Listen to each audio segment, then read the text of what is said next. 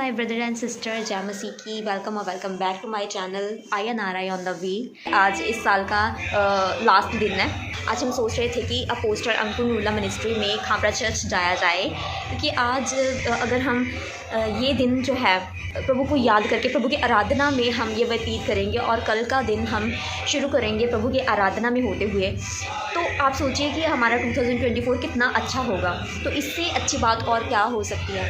अगर जलंधर तो मैं नहीं पहुंच सकती क्योंकि मीटिंग स्टार्ट होगी आज शाम 7 बजे, तो जलंधर तो मैं नहीं जा सकती, लेकिन हाँ उसका अल्टरनेट आइडिया मेरे पास है कि मैं दिल्ली ब्रांच में जा सकती हूँ।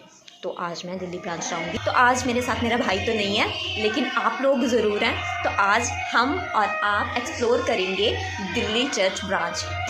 बहुत लोग हैं इस दुनिया में जो कोई नया साल स्टार्ट करने के लिए अपने घर पे प्रोग्राम करता है, कोई डीजे लगा के नाचता है, कोई क्लब में जाता है, कोई पार्टीज़ करते हैं। लेकिन हम कितने ब्लेसफुल हैं कि प्रभु ने हम लोगों को चुना है कि हम उसके अनुग्रह से होते हुए, हम उसकी आराधना से होते हुए अपने 2024 का पहला दिन स्टार्ट करेंगे। Wow, all glory to God. चले मैं तैयार होके मिलती हूँ, तो फिर हम चलेंगे Delhi branch. Bye bye my brothers and sisters. आप हो चुके हैं रेडी, तो जल्दी नाल निकलते हैं चर्च के लिए। 4 ऑलरेडी बज चुके हैं, तो आप उत्थे जाके मिलते हैं। फिर मैं तुहानूं दिखावांगी कि चर्च किद्दां दा बनया होया है, किन्नी कलीसिया आउंदी है उत्थे। परमेश्वर दी दया दे नाल बहुत वड्डा दिन आ, ते जिहड़ा 2023 का लास्ट दिन आ, तो मैं तुहानूं इस दिन ते यही कहांगी परमेश्वर दे विच अगे वधो एंड 2024 तुहाडे लई बहुत ही ज़्यादा ग्रेसफुल ईयर होने वाला आ एंड तुसीं ग्लोरी पाओगे इन जीसस नेम। तो मिलते हैं आपां चर्च दे विच।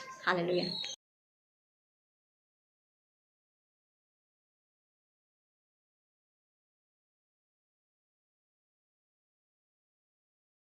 सो मैं चर्च से वापस आ चुकी हूँ। पहले तो मैं आपको ये बता देती हूँ कि जो दिल्ली की मेन ब्रांच है वहाँ पे कोई भी प्रोग्राम नहीं हुआ था। उन्होंने असल में वहाँ के लोगों ने मना कर दिया था कि वहाँ पे कोई भी नाइट का प्रोग्राम नहीं होगा, कोई चर्च नहीं लगेगी। तो उन्होंने कोई और पार्टी हॉल बुक कर दिया था चर्च के लिए, आराधना के लिए। वहाँ पे बहुत सारे लोग भी आए हुए थे, लेकिन जाते ही वहाँ पे हमें ये पता चला कि आसपास के रहने वाले कुछ लोग थे जो उन्होंने हमारे अगेंस्ट कंप्लेंट कर दी थी पुलिस में कि यहाँ पर लोग आराधना के लिए आ रहे हैं और यहाँ पे सारी रात चर्च चलेगी। तो उसके बाद वहाँ पे पुलिस आ गई और उन्होंने हमें आराधना को रोकने के लिए बोला। जो मेन ब्रांच जलंधर से जो लाइव आता है वो वहाँ पे चल रहा था, तब टेस्टिमनीज चल रही थी, तो उन्होंने वो बंद करवा दिया।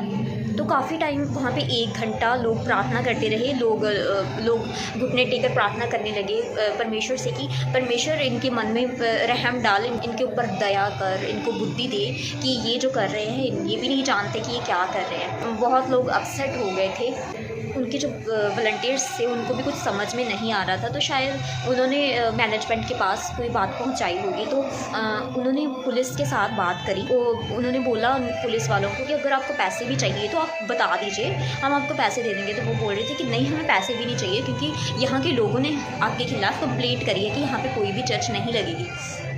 तो फिर उन्होंने थोड़ी देर बाद बोल दिया कि हाँ ठीक है, आप चर्च स्टार्ट कर लो, लेकिन यहाँ पे आवाज़ नहीं आनी चाहिए। तो उन्होंने वो जो पार्टी हॉल का मेन रास्ता था जहाँ से लोग एंट्री कर रहे थे वो भी बंद कर दिया, ताकि हमारी आवाज़ ही बाहर ना जाए। तो उन्होंने लाइव स्टार्ट कर दिया।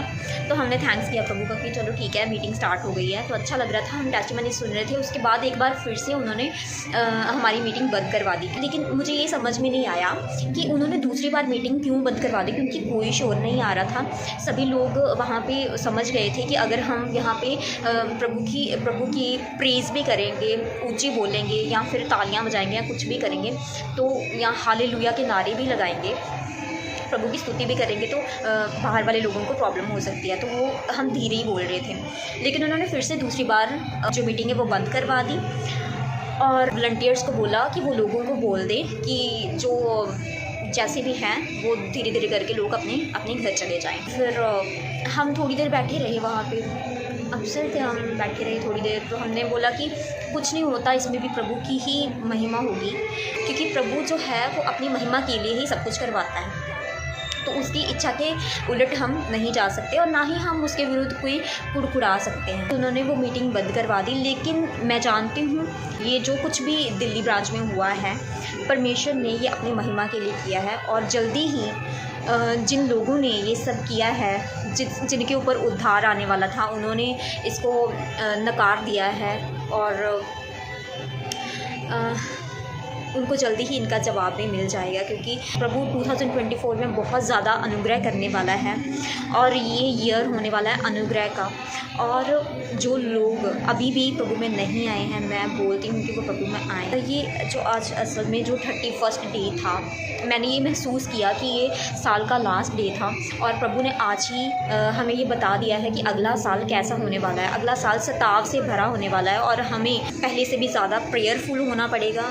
हमें लोगों के साथ उठना बैठना पड़ेगा उन साउल्स को बचाने के लिए जो कि अभी यीशु मसीह को नहीं जानती हैं।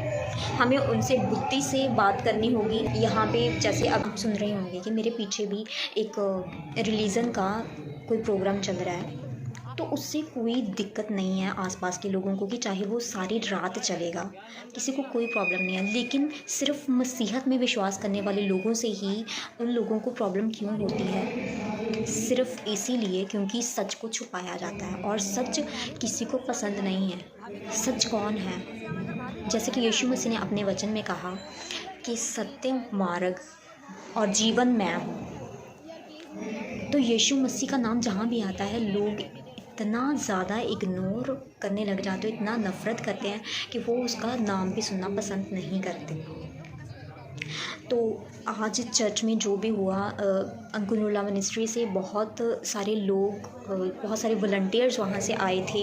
उनका मतलब चाय पानी का प्रोग्राम था और उन्होंने कुछ स्वीट्स भी तैयार करी थी और वहाँ पे लंगर भी चलना था। बहुत सारी चीज़ें होने वाली थी, लेकिन जो भी मीटिंग कैंसिल हुई है, मीन्स ये सताव बढ़ रहा है। तो बहुत बुरा लग रहा था जब ये सब हो रहा था। सब अपसेट होकर घर गए हैं। पर जैसे ही मैं घर आई तो मैंने वचन पर ध्यान दिया, तो प्रभु के वचन ने मेरे मन में वो शांति डाली है। तो उस वचन को मैं आपसे भी शेयर करना चाहूँगी। प्रभु का वचन 1 पतरस 4:12-14 में कहता है कि हे प्रियो, जो दुख रूपी अग्नि तुम्हारे परखने के लिए तुम में भड़की है, इससे ये समझकर अचंभा ना करो कि कोई अनोखी बात तुम पर बीत रही है, पर जैसे जैसे मसीह के दुखों में सहभागी होते हो आनंद करो, जिससे उसकी महिमा के प्रकट होते समय भी तुम आनंदित और मगन हो। फिर यदि मसीह के नाम के लिए तुम्हारी निंदा की जाती है तो तुम धन्य हो, क्योंकि महिमा का आत्मा, जो परमेश्वर का आत्मा है, तुम पर छाया करता है। हालेलुया। तो इस वचन ने मुझे अंदर से बहुत सुकून दिया और वचन यही कहता है कि अगर मसीह के नाम पर तुम्हारी निंदा की जा रही है, तुम पर आरोप लग रहे हैं, तुम दुख पा रहे हो, तो तुम आनंद करना, ना कि दुखी होना, क्योंकि जो महिमा इसके बाद आने वाली है वो बहुत बड़ी है। तुम परमेश्वर की उस महिमा को देखने के लिए बुलाए गए हो और ये दुख उसके सामने कुछ भी नहीं है। ये सब फीका पड़ जाएगा और हम उस जलाले खुदा को अपने मन से उसकी महिमा करते हैं और उसकी शांति को मांगते हैं। उसकी शांति हमेशा मेरे साथ और आपके साथ बनी रहे और हम परमेश्वर में ऐसे ही बढ़ते जाएं और आने वाला साल जो है वो बहुत ही सताव भरा होगा।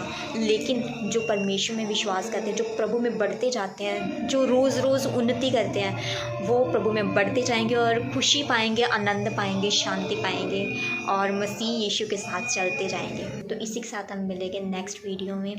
Stay tuned. हालेलुया।